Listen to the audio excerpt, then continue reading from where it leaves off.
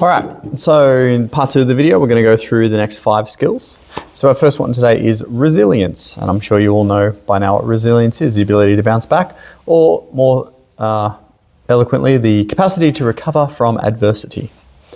So resilient individuals are able to maintain realistic perspectives, therefore reducing stress and related concerns. Okay, so as opposed to if you are challenged by something and you are not resilient, that could go on a spiral downwards where you're stressed about it and then you become anxious about it, then you may become depressed about it, and then you start losing sleep and you stop eating, etc., etc., etc. Okay, whereas resilient people go, okay, yep, this is hard, this is difficult, we're going to get through it, and then you go for it.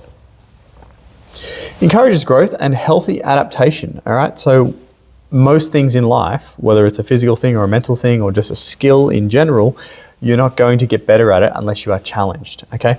So good resilience helps people embrace challenge, right? And we spoke about that in the first video, right? Embracing the challenge to therefore adapt and become better.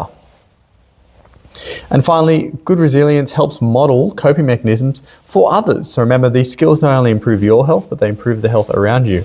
So if you've been in a situation that was pretty crummy and you're able to get through it and adapt and move on, and other people know about that because hopefully you're talking about these difficult things that are happening in your life, because that's a healthy thing to do, then other people are like, wow, well, Jack got through it all, so I can do it too. And I can maybe ask him for help and advice because I know he's been there. So yeah, that's resilience.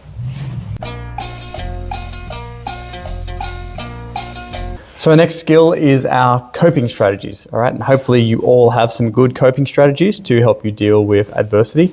And if not, then you may need to start thinking about some, okay?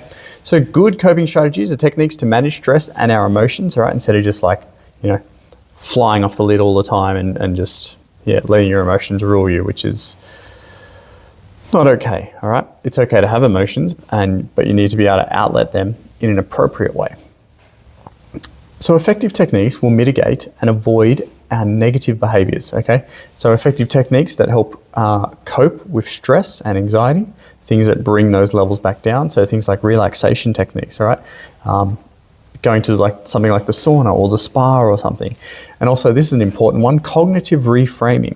So in cognitive reframing is basically taking a problem and instead of seeing it as a glass half empty situation, you're going to see it as a glass half full situation, right?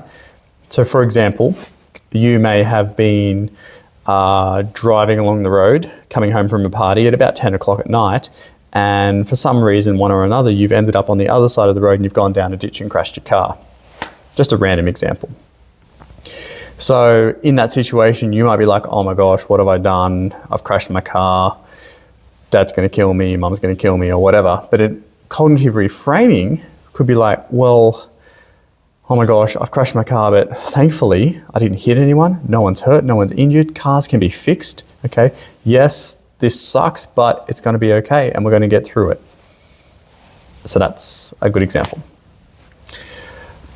Another coping strategy is effective coping strategies are going to enable you to have clarity of thought. So instead of being stressed about something, and when you get really stressed about something, you just stop thinking because you're just so focused on the problem itself that you don't see the bigger picture.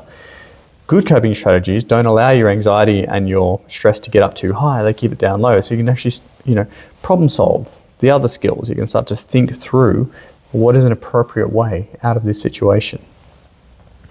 And then thirdly, we've got strengthening of social bonds, or what we call collective resilience, okay? So a coping strategy, which is actually a good one, an effective one, it's not whinging to other people about your problems, but sharing your problems in a productive way so that you can all work together to find a solution, okay? So that collective resilience, all right, helps strengthen you, even though it may be your problem, but knowing that you've got other people helping you or giving you suggestions or at least supporting you through it is very powerful. So that's coping strategies. All right, so our third one is a sense of purpose, okay? And I wrote this down at the bottom, like spiritual health. Like a lot of the time we learn about our dimensions of health in junior PDHPE, and it always gets to the spiritual health dimension and people are like, what is that? Is it like, God or something religious, or do I have to go to church to have spiritual health? No, in a nutshell, spiritual health is about you knowing your place in the world and feeling like you have a sense of purpose, all right? There is a larger plan going on in the big scheme of things here. So when we talk about sense of purpose as a skill, we're talking about it as a clarity of personal goals and future directions. Where are you now? Where do you actually want to get to, all right? What is your goal? What's the end game here, okay? A lot of people that really lack this skill, because if I walk around my senior classroom and I ask them, hey, where are you going to be in 2 years? 80% of the people in that classroom have no idea. They have no idea. They don't even know where to start with an idea, okay? And that's hard as a young person, all right? If you ask me where I'm going to be in 2 years, I can probably give you a very, very clear answer as to where I will be in 2 years. Hopefully still alive, touch wood. But young people lack this, and because, as all skills, you need to practice it, all right? So, having a clear sense of purpose is going to do a few things for us. It's going to drive motivation. If we know where we want to be, if we know where we want to be, then we can start to put in some effort and some time into work out how do we get there. And then once we work out how do we get there, then we know what actions we need to take today to do this and then get there, all right? So that could be like career-wise, it could be education-wise, it could be something going on with your family. Maybe you want to start a family, could be related to your friends. It doesn't matter what the goal is, okay? But we need to get to there from here. The other good thing about having a clear sense of purpose is that it acts as a protective behavior, because you are more likely to avoid risk behaviors or actions that will deter you from your goal, okay?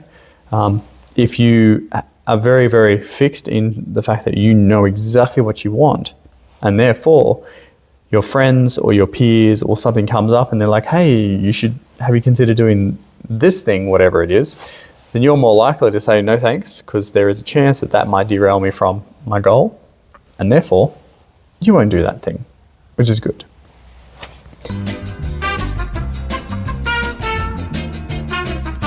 All right, so I've put our last two on one screen just so that we can be done. So our fourth one today is ethical behaviors, okay? Yes, this is a skill. You need to practice this, all right?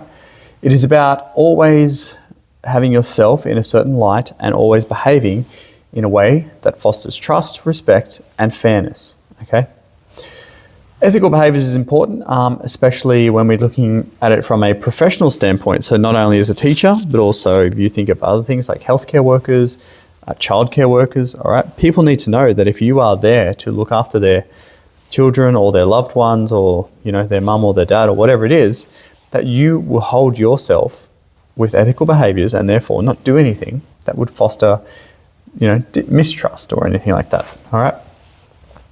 Good ethical behaviors and demonstrating that also helps build relationships. And I don't just mean like intimate relationships, but also the relationships with your peers, the relationships with the people you work with, all right? It's nice to be known as someone who is trustworthy and reliable, and who, when you've got a problem, you can go to, and you're not going to get judged by them, you're just going to get help.